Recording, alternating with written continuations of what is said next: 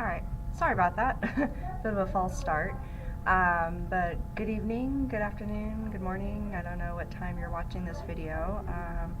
Once again, I just want to apologize for not being here Monday. Some unexpected stuff came up, and I hope the test and everything went well. Alright, so we are going to get into period 3, and period 3 is what's known as the post-classical period. So if you just think about it, whenever you have that prefix post, it means after, so after the classical period. And historians, when they look at this time period, they do mark the beginning of this time period with the birth of Islam. And so that's essentially where we're going to pick up with today. So introduction, big picture for period 3. This is our third universalizing religion that we're learning about this year, and generally considered the last major universalizing religion. So why is Islam considered a global civilization? It has followers from all around the world. It does end up affecting the world on a global scale. We'll see that Islam actually spreads very quickly and across continents. So in our post-classical period, this is, again, the third of our universalizing religions. The two we learned about in the last time period was Christianity and Buddhism. So to kind of backtrack a bit, looking at what was the Arabian Peninsula like before the birth of Islam. The landscape was and still is extremely dry and inhospitable. In fact, the Tigris and Euphrates rivers kind of run in this general area, and that is the Fertile Crescent, where our first human civilizations, the Sumerians, are from. And just to kind of take it back to period 1, you may remember from the summer assignment that the Fertile Crescent civilizations were seen by historians as being pretty pessimistic. It was very hard to predict weather patterns with the floods of rivers because they go through long dry periods and then like torrential rains. And so this is, generally the area we're looking at. Landscape is dry and inhospitable, although the coastal regions had extensive agriculture, so that's how they're going to be able to sustain a population. So again, here you see a NASA image, but it's known as physical geography, and you can see that it's very brown and tan because there's not a lot of vegetation, very few natural resources. So that means that the Bedouin tribes that inhabit the Arabian Peninsula, they're going to be expert tradesmen because there's not a lot of natural resources there. So looking at pre-Islamic Arabia, so the Bedouin were the nomadic cultures of the Arabian Peninsula. So we've talked a lot about Central Asian nomads. We haven't really talked about nomadic groups from other regions. They were organized into clans, and so this is going to be a common pattern amongst nomadic groups. One moment.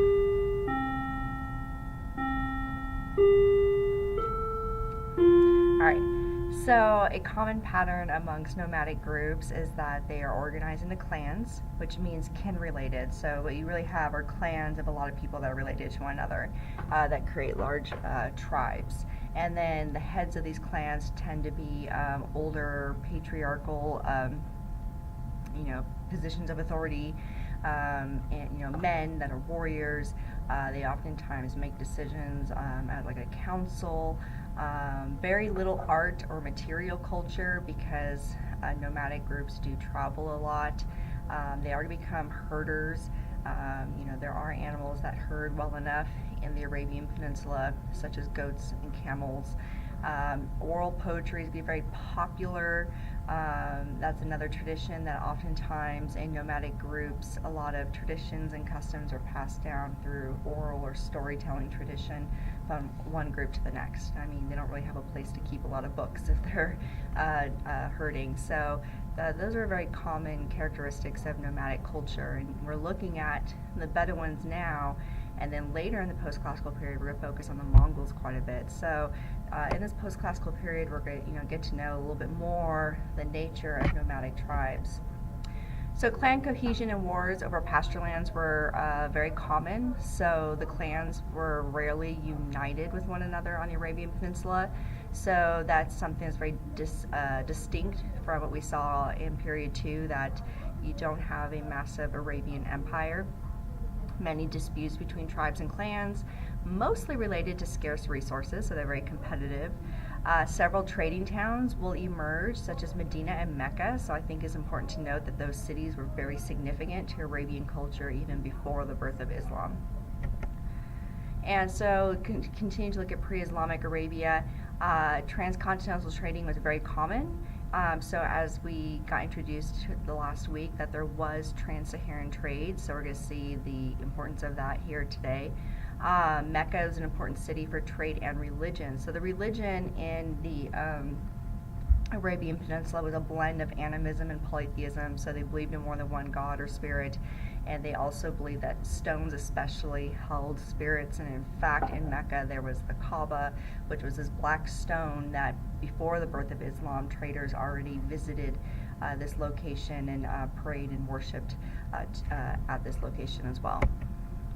So tribes were often matriarchal because husbands were often traders. So, this is an interesting dynamic. Men made a lot of the, I would say, like warrior decisions and decisions when to fight.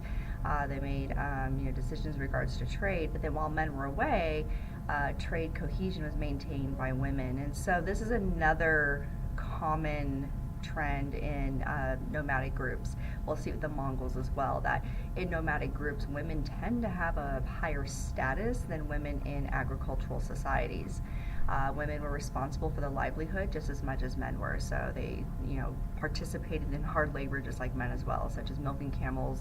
They also would trade, sold goods, and it was kind of the reverse of what we see in a lot of our other societies, where instead of a family having to pay a man a dowry in order to marry their daughter, it was the opposite in Arabian Peninsula, where in fact men had to pay a bride price instead.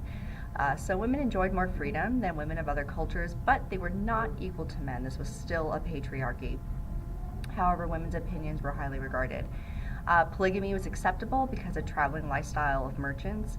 We'll see towards the end of this unit as well, like for Arabian merchants, they have their kind of base family in the Arabian Peninsula, and then they travel to India, and because of the monsoonal winds, they're spending a significant amount of time in India as well before they can sail back, so they end up having, additional families in, the areas they travel to as well, and it was accepted within the culture.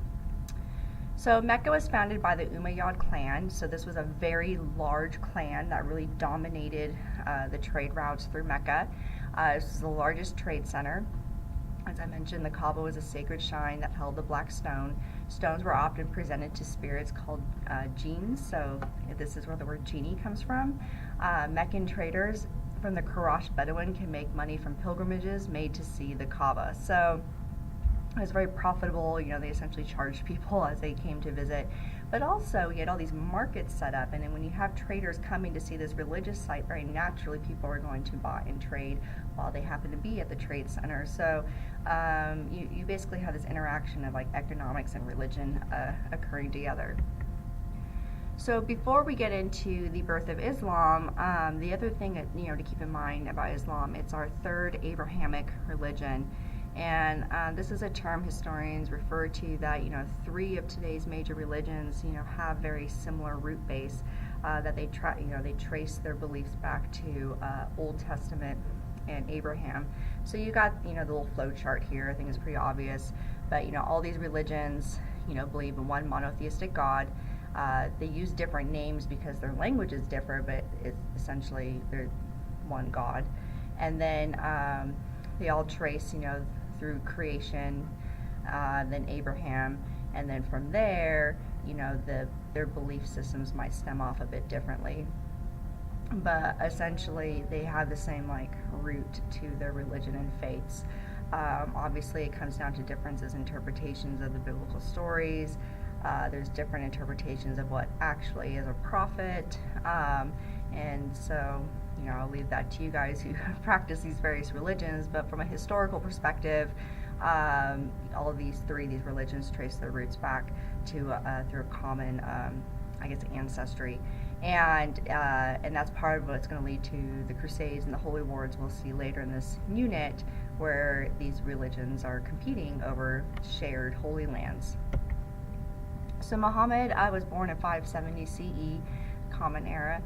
He was born into a prominent, respected clan. He'll be orphaned by at the age of 6. He became a merchant when he married a wealthy businesswoman, Khadijah. She was actually a widow herself, a little older, but she was very well established. So between, her already being established as, well in the clan, and him being a respectable merchant, they're going to kind of be a bit of a power couple within Meccan society. He widely traveled into Christian and Jewish regions for trade, so there was, a lot of interaction, and he wasn't, and this is all before, the birth of Islam. He often prayed and meditated in a cave near Mecca. So around 610 Common Era, during one of these meditations, he receives the first of many revelations in the cave. In his vision, he was visited by the angel Gabriel as a messenger of God, and then he began sharing his revelations, and followers began to make a pilgrimage to Mecca. Muslims believe that God transmitted the revelations to Muhammad through the angel Gabriel, and so they believe he was the last prophet. And again, this class isn't really about theology, but what we're going to see here is that him starting to introduce these ideas of monotheism is going to really challenge the power base of those polytheistic clans. One second.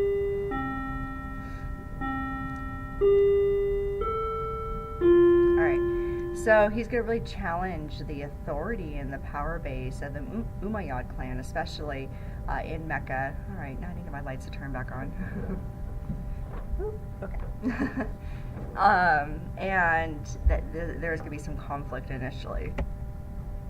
So Abu Bakr was actually his uncle, and he's going to order that Muhammad's revelations start to be written down as religious texts. So Muhammad himself didn't record his teachings. The revelations were written down in Arabic and are called the Quran, and that has become Islam's holy book. They are believed to be the literal word of God, and as I said earlier, this is considered an Abrahamic religion. So now let's looking at how does Islam spread from Mecca to Medina. So this begins with a small following. So Muhammad has a small following because, essentially people are converting if they're giving up polytheism, but it does start to quickly grow. Muhammad was just naturally charismatic. He was a natural born leader, and so he is going to attract people to his message. And he's encouraged by his wife and his family to preach. So on top of continuing to be a merchant, he's now preaching a religious revelation. So merchant clans are going to start to see him as a major threat, and they're going to actually conspire to try to assassinate and kill him. Why? Even though monotheism was not new to this region. In fact, Judaism, Jewish people already existed in the region, and they were already Christians, so they had already had contact with monotheistic peoples. The issue was Muhammad was extremely rigid and unflinching in proclaiming in his proclamation of his religious beliefs, meaning that part of Islam is that there's only one God. So this meant that there was no middle ground. There was no way you can merge polytheism with Islam. And so this meant this could possibly challenge those merchants that had, to an extent, a power base off of people trading and traveling to worship to polytheistic stones and gods. So this angered merchants from the Quraysh clan. It'll also anger members from the Umayyad clan, even his own family, who believed profits would decrease with Muhammad's increase of followers. So their biggest issue wasn't so much a faith-based issue as it was they didn't want Islam to interfere with their profit margin and their trade centers. He gathered believers by solving tribal disagreements as well, and so he is also going to be credited with finally ending a lot of those, pretty disastrous conflicts between tribes where, people, died in the process. It was essentially warfare. By the time Islam spreads, it'll be the first unifying force of the Bedouin people. So that is also why historians look at this as such a major turning point. It's the first time, because it ends up spreading and people convert. Even the Umayyads end up being a Muslim caliphate at one point. But it does spread, and it's the first time that the Bedouin people are unified on the Arabian Peninsula. So in 622, he learns of the plan to kill, that the clans were going to kill him, so he flees to Medina. And this is known as the Hijra, his flight to Medina, and followers consider 622 now like the first official year of the Islamic era, when he fled to Medina. So through this process, he continued to gather believers. So, he has believers that followed him from Mecca. He's going to have new believers in Medina, so it's spreading. And this is what's known as the Ummah. Ummah is the Muslim community that began in Medina and grew to encompass many clans that had feuded for years. So again, that also helps win over converts, this unification process. And that is a major theme in the post-classical period, and we'll talk about this in class, is that religion is oftentimes going to be used as a way to unify people, because they're not always going to unify under an imperial government like we saw in period 2. So religion is going to really become this great unifier.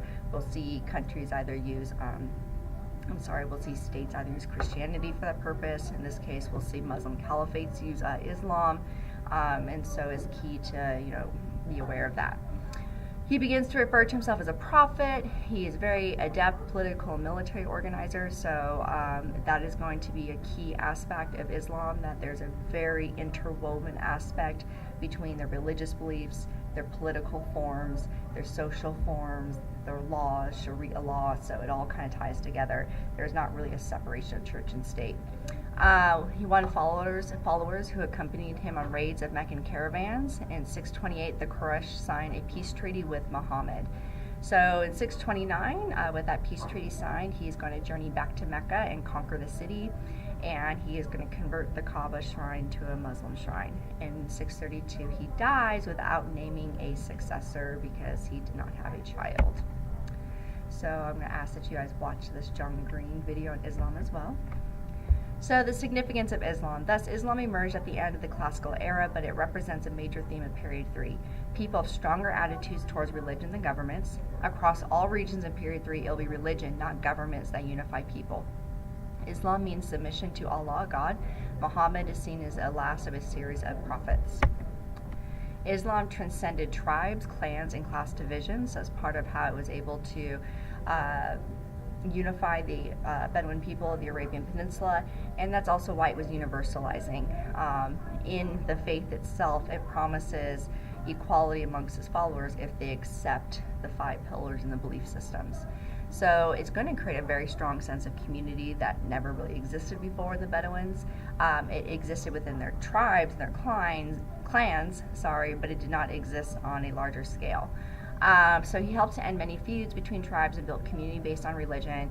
It also created an ethical system and legal moral code, so people now were held accountable for their actions. So there you can see that close relationship between law and religion. So the 5 pillars of Islam, all followers are supposed to confess their faith, that there's only one God. They're supposed to pray 5 times a day facing Mecca. They're supposed to fast during Ramadan. If possible, they're supposed to conduct their Hajj, which is a pilgrimage to Mecca.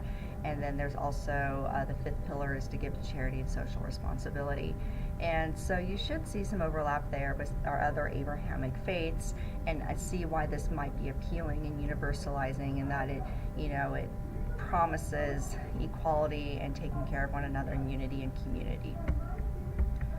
So Muhammad's successor, big question. And so you're going to have basically 2 camps emerge. There's going to be people that believe that, well, if he was a prophet, he must be divine to a certain degree, so then maybe the next successor of the faith should actually be a blood relation. And then others are going to argue this: he was a prophet, he doesn't mean he was divine, but he was a prophet, he received a message, and that really the best qualified person should emerge as the leader of the faith. So this is going to split Islam into 2 camps, and so it's kind of similar to what we're going to see what happens with Christianity, where you have the split between Eastern Orthodoxy and Catholicism. But Muhammad died in 632, so the debate erupted. There was tremendous fear after he died. He didn't really say what should happen once he died, so people were not sure what to do. They decided that a caliph, a political and religious successor, should be designated. So the word caliph was not necessarily applied to Muhammad in his lifetime, but the word caliph is now going to become very common in our vocabulary for this class, because that is the political and religious leader of a Muslim dynasty. So Ali was a cousin and son-in-law of Muhammad, and so some people thought he should be named the next successor, but he was very young at the time. But the reason why some people thought it should be him, because there's that bloodline relation element. And then there's Abu Bakr, who was his father-in-law, one of his earliest followers, and essentially most are going to choose Abu Bakr because they're going to deem him to be the most knowledgeable and experienced and basically merit-based caliph.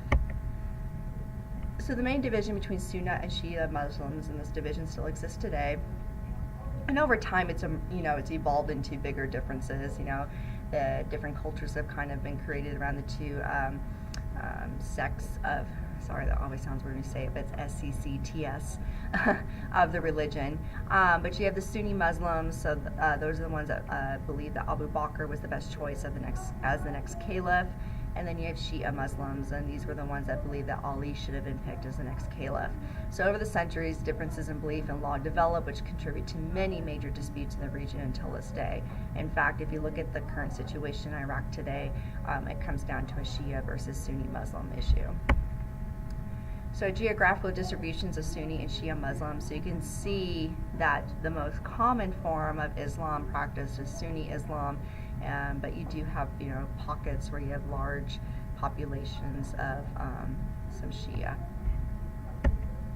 So the spread of Islam. So Islamic faithful, the Islamic slowly converted Bedouin tribes. I have a bit of a typo there. Some through conquest and force, but most are peaceful. And so this is going to be known as a religion that's spread through military conquership. It doesn't mean that people were forced to convert. There are no guns. I can't say gunpoint, but maybe by the sword. But what it does mean is as they conquer areas and start to instill their rule, people are going to start to convert. And so that's as opposed to Christianity and Buddhism that are going to spread mostly due to missionaries along trade routes. There's a great desire to spread the religion, so Muslims felt very devout in their faith and they wanted it to spread. So like as I said, it expands by military conquest. Early believers were passionate about their new faith. Jihad is a term we hear thrown around quite a bit today, and a lot of times it's misused, but essentially it means a religious struggle. And so sometimes that struggle could mean fighting with non-Muslims, but it also can mean just a struggle within oneself. Whether someone feels they're struggling with their personal demons, that could be like a personal jihad. Islam spreads as well as the political power of Muslims over others in the region, so the Arabian Peninsula. Full integration of converts into Ummah. Remember, Ummah just means the Muslim community. Islam will significantly spread with no distinction between new converts and those who are raised in the faith. So earlier dynasties said, oh, it's great you converted, but you weren't born into it, so you're still not the same. So they're still going to pay special taxes, they're not going to be treated equally. But then later dynasties realize it's to their benefit to treat all converts equally, and because you're more likely to maintain their loyalty to the empire. So again, it's kind of using religion as a unifying force as a way to lead or rule your empire. So rivals to Islamic expansion. So we're going to talk about the Byzantines in our next week. But as you can see here, so the Arabian Peninsula is this white area down here. And so Islam is going to pretty much capture the whole Arabian Peninsula, but then it's going to want to spread up and north and to the west and to the east. And it's going to essentially, to the east, it's going to spread as well, and the Persians will eventually become Muslim. And then it's going to basically butt heads with the Byzantine Empire. And at first, the Byzantines are going to control all this territory. I mean, this is essentially what's left of the Roman Empire. But as the Roman Empire splits, the West falls, the Byzantine Empire is going to get a lot smaller, and then eventually Islam's going to be able to spread. So the Sasanian Empire, this is what we would refer to as present-day Persian. So this is the last pre-Islamic heir to the Persian Empire. So this is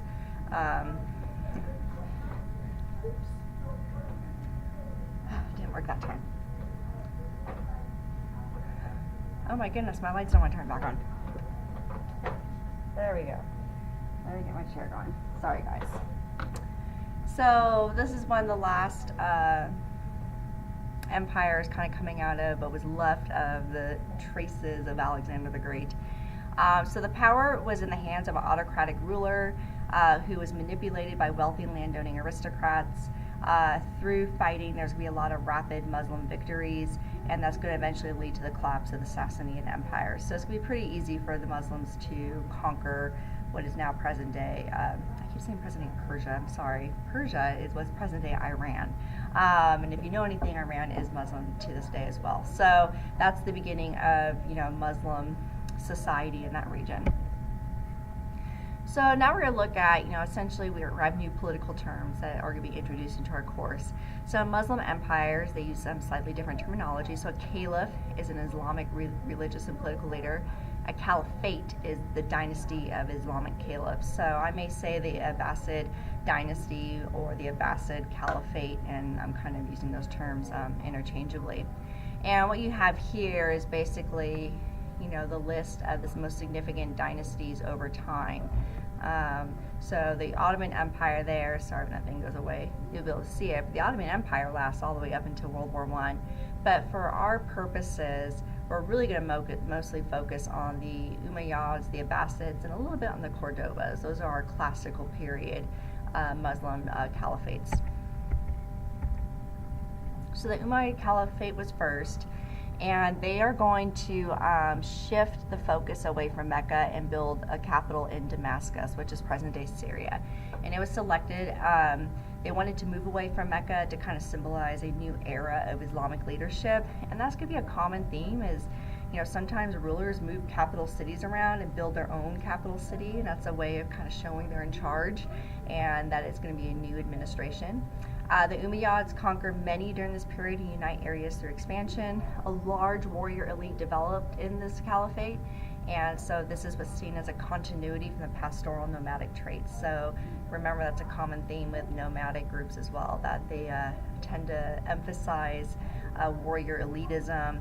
If you're really a man, if you're an elite warrior, women are even honored if they've given birth to a man that ends up growing up into a great warrior, and so that's going to be a continuity that we see continue. And the Umayyads are going to fight and travel east, and they're actually going to invade Spain and conquer the Iberian Peninsula. And so there's going to be, for quite a bit of time, the Iberian Peninsula is under Muslim rule, and then they're going to start to head into Frankish territory, which would now be present-day France, and it's going to actually be the Battle of the Tours that they lose, and that's a significant battle because it basically marks the end of their penetration of Europe. Historians study the battle and why do they lose, because they were, basically so victorious up to that point, and a lot of historians do recognize that the Frankish leader Charles Martel was an effective military leader, but they also recognize that the Muslim fighters were just tired. They had reached a lot of exhaustion and lack of supplies, and so that it basically marked the end of Muslim expansion into Europe. So Muslim Arabs were considered under the Umayyad Caliphates. Remember I said these earlier caliphates, they believed that if you were already Arab, ethnically Arab, born Muslim, you were considered a first-class citizen. So you got to pay lower taxes, you can join the imperial administration, which means essentially the bureaucracy, you could achieve high rank in the army, you also receive a share of the riches from the conquests themselves. People could convert to Islam under the Umayyad Caliphate, but there was little incentive because even if you converted, you're still considered inferior to people who are actually born Muslim. So that means during the Umayyad era, you're not going to actually see a lot of people convert under the empire itself. They're just going to remain Christian or Jewish or whatever they had going on before they were conquered. Converts who are non-Arab still had to pay taxes though, so hence conversions to Islam were low. Most caliphates basically have what's known as a dhimmi tax, D-H-I-M-M-I, and that is a tax that non-Muslims had to pay. But again, the Umayyads didn't consider converts worthy enough. So even if you converted to Islam, you were still expected to pay that tax, just like if you were still Jewish or Christian. So again, there was really no incentive to convert to Islam under the Umayyad Caliphate. Rural areas mostly populated by non-Arabs who paid the dhimmi tax as well to support the government. And so this kind of refers to what's known as the people of the book. Jews and Christians were treated better under Muslim rule than other non-Muslim Arab peoples. So because you were, again, it gets back to that term, Abrahamic religion. So if you were Jewish or Christian, you weren't treated the same as a Muslim, but again, you're considered a person of the book, so a certain similar lineage in religious faith, and you would have been treated better than, say, someone who was practicing maybe polytheism or animism. So it leads to the decline, extravagance, and riches, just like all of our empires. I think that's a commonality where we see governments start to misuse funds and the people revolt. They are going to, the Umayyad caliphs and their families are going to live a very luxurious lifestyle. And so followers are going to start to question their legitimacy to rule. I mean, in fact, Muhammad was a simple man, a trader, and they're going to argue that they're not actually living the lifestyle that was prophesized by Muhammad. They built lavish palaces that contrasted with the simplicity of Muhammad and his original followers. Rulers literally lived their whole lives only in palaces. In some cases, they never actually left the palace territories. So you're going to see that essentially people had a very hard time relating to their government and the people ruling over them. People resented the extravagance. They saw them as corrupt and decadent, and they also, criticized the fact that if they did convert it, they were still treated unfavorably. And so this is going to lead to resistance. So a period of chaos is going to erupt in the Umayyad dynasty, and it's going to be the Abbasid clan that's able to take control and overthrow the Umayyads. The Abbasid family army is going to rebel and challenge the Umayyad army at the Battle of River Zab in 750. And Umayyad survivor Abd ar-Rahman I is going to flee to the Iberian Peninsula and create the Caliphate of Cordoba. I'm sorry guys, all these bells. I'm recording this during my prep period. Okay, so and this is, so we're going to have basically the Iberian Peninsula from here on out until about the 1400s are going to be the Cordoba Caliphate, and the rest of the Umayyad territory, with the exception of the Iberian Peninsula, is going to be taken over by the Abbasids. So Muslim converts are going to support the Abbasids, since Abbasids were more accepting of converts than Umayyads. So we're going to see the Abbasid caliphs are going to learn from the mistakes of the Umayyads. So you have this map here that shows over time the spread of Islam from the Arabian Peninsula as it went east, went north, west, and as you can see the Iberian Peninsula, that means I'm talking Spain, present-day Spain and Portugal, and then they pushed up, but they finally got stopped at the Battle of Tours, fled back, and pretty much just remained in that territory there. So the Abbasid Caliphate. So the Abbasids began as Shiites or Shia Islam, but they're going to change to Sunnis, so they're going to basically convert to what most of their inhabitants were. So again, this was help create unity within the empire. So the switch was purely political. It wasn't really a faith-based decision. The Abbasids are going to build a new capital in Baghdad, Iraq. So again, it's going to help differentiate them from the Umayyads. The Abbasid Caliphate, converts are seen as equal to natural-born Muslims, so they're really going to be responsible for creating tons of converts because there's incentive to. If you convert, you no longer have to pay that tax, and you'll be treated just as fairly as an Arab-born Muslim.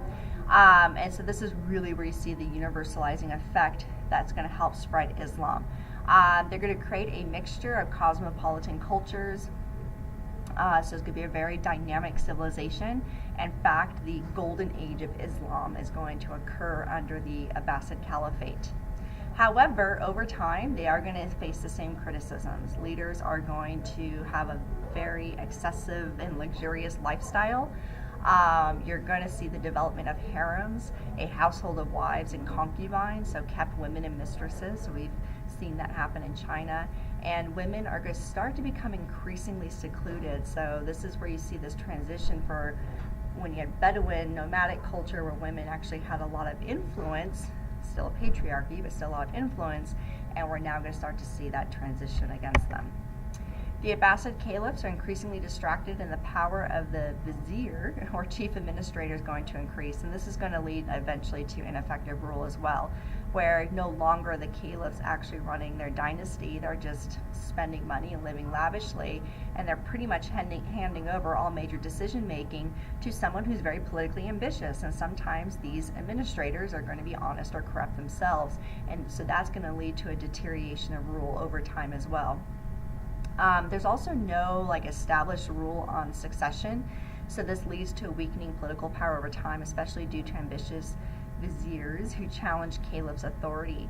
After years of decay, beginning on the fringes of empire, will eventually be defeated by the Mongols. And so we'll see later in this unit the Mongols are really going to conquer what's left of the Abbasid Caliphate. However, Islam will remain a cultural glue, and so even the Mongols that conquer Muslim territories, they'll even convert to Islam, and so you're still going to have this religious unification, kind of like we saw with the caste system in Hinduism in India. Under the Abbasids, Sharia law took hold, so this is known as the Islamic Law Code, and it was interpreted by ulama, which are Muslim scholars. So the decline fall, you're going to have the Seljuk Turks. These are more nomadic people from Central Asia that were also highly skilled horsemen and warriors. They're actually going to slowly migrate into the territory and be promoted into the military. And so they're actually going to rise through power within the infrastructure of the Abbasid Caliphate. However, they don't want to... The Seljuk Turks recognized that instead of completely overthrowing the Abbasids, it was actually to their benefit that by rising in military leadership, they're going to basically lead and rule the empire, but allow an Abbasid caliph to remain in their position as caliph, more as a symbol to the rest of the empire. And so while you have the Abbasid Caliphate in name, it's really being run by Seljuk Turks until the defeat by the Mongols. And what you can see here is that under the Abbasid dynasty, we're going to get to the Golden Age in a moment, these are all trade routes. And so some of these trade routes are going to connect with Indian Ocean trade, and you still have activity on silk trade routes. So tensions with the Byzantine Empire. So while the Persians were easy to defeat, the Byzantines are going to be a little bit more difficult. Muslim invaders received support of some Christians because Muslims taxed them less than the Orthodox Church did. So when the Abbasids start to go knocking on the Byzantines' door, the Byzantine Empire was not running very efficiently by this time. So it's interesting that Eastern Orthodox Christians are going to welcome Muslim rule because Muslim rulers still had more fair tax policies. Ultimately, the Byzantine Empire is not going to be able to defend itself against Arab assaults. And the Muslim naval supremacy is also going to challenge Byzantine control of the Mediterranean. And so this is part of what all leads to the Crusades. There is part of the religious component of recapturing holy lands, but this is also going to become a fight wherein the Byzantines start to ask Western Europeans and the Pope for help and defense against Muslim invasions. So now to kind of switch gears a bit, you have the Cordoba Caliphate, Al-Andalus.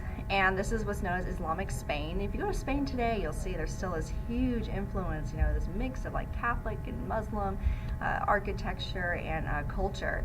And so 711, the Berbers or North African Muslims are going to move into the Iberian Peninsula. And as I mentioned earlier, they're going to try to go as far north to the Battle of the Tours. The Battle of the River Zab is when the Umayyads are run out, and so essentially the Umayyads arrive and they begin the Cordoba Caliphate. So Islam is already there because of North Africans, but it's going to be the Umayyads that take over.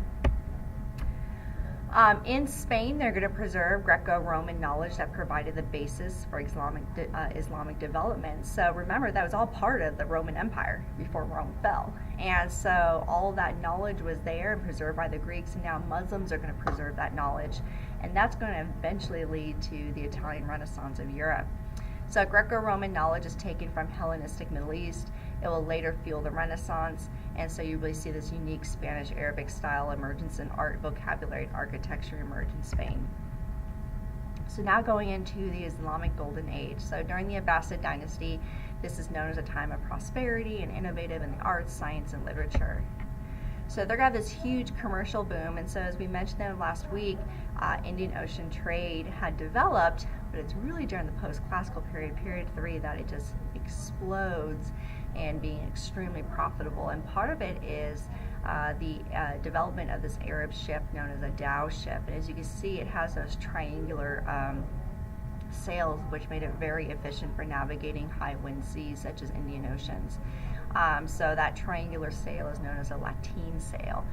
So Muslims are going to participate heavily in Indian Ocean trade, and they're actually going to start to dominate that trade network, and it's going to be hard for Europeans and other groups later on to penetrate it and try to make money off of it as well. Muslims are going to collaborate with Christians and Jewish people to trade, and so this essentially means trade is happening every single day of the week. because these three religions have a different day of Sabbath. So while the Christian day of Sabbath might be Sunday, well, that means Muslim and Jewish traders can still trade. And then while the Jewish day of Sabbath is a Saturday, well, then Muslims and Christians can still trade. And if the Muslim Sabbath is Friday, well, then Jews and Christians are still trading. And so this is going to, it's kind of interesting how, again, religion and economic plays together, but it's going to mean trade is happening essentially all the time. Artisans are going to create glassware, jewelry, furniture, and carpets that are going to become very famous coming out of the Arabian Peninsula. So architecture focused on great mosques and minarets. So a minaret is that little dome thing there. And so Muslim architecture becomes very famous. That's a key feature. Greco-Roman learning that had been lost after the collapse of the Western Roman Empire was recopied by Muslims and distributed throughout the empire for their use. Madrasas was urban universities that preserved and translated the writings of ancient Greeks and Indians.